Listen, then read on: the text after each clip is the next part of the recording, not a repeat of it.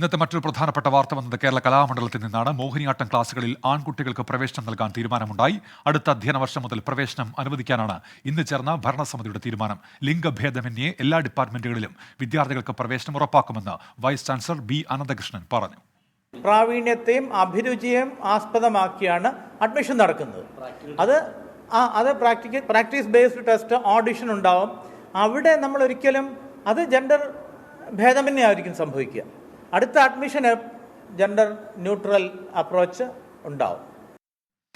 അധിക്ഷേപ പരാമർശങ്ങളിൽ സത്യഭാമയ്ക്കെതിരെ doctor RLV Ramakrishnan പോലീസിൽ പരാതി നൽകി. വിവരങ്ങളുമായി ഇപ്പോൾ സൂരജ് സജിയുണ്ട് തൃശ്ശൂരിൽ നിന്ന്. സൂരജ്, ശ്രദ്ധേയമായൊരു തീരുമാനമെടുക്കുന്നു കേരള കലാമണ്ഡലം, ഒപ്പം ഡോക്ടർ RLV രാമകൃഷ്ണന്റെ പരാതിയും. എന്തൊക്കെയാണ് വിവരങ്ങൾ?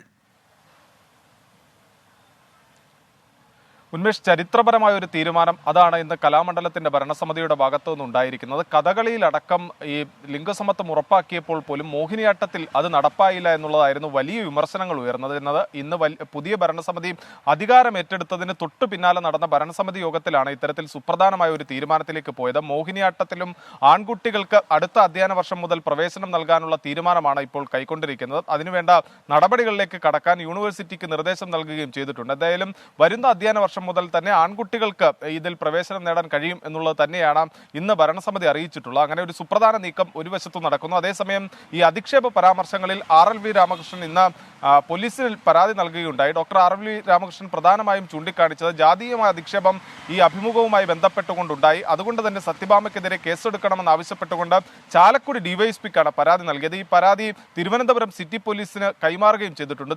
തിരുവനന്തപുരം സിറ്റി പോലീസ് ആയിരിക്കും ഇനി ഇതിൽ തുടർ നടപടികളുമായി മുന്നോട്ട് പോകുക. എന്തായാലും അധിക്ഷേപ പരാമർശത്തിൽ സത്യഭാമയ്ക്കെതിരെ നിയമ നടപടിയുമായി ഡോക്ടർ RLV രാമകൃഷ്ണൻ മുന്നോട്ട് പോകുന്ന ഒരു സാഹചര്യമാണുള്ളത്. ഉന്മേഷ്, ശരി, സൂരജ് സജിയാണ് വിവരങ്ങൾ നൽകിയത്.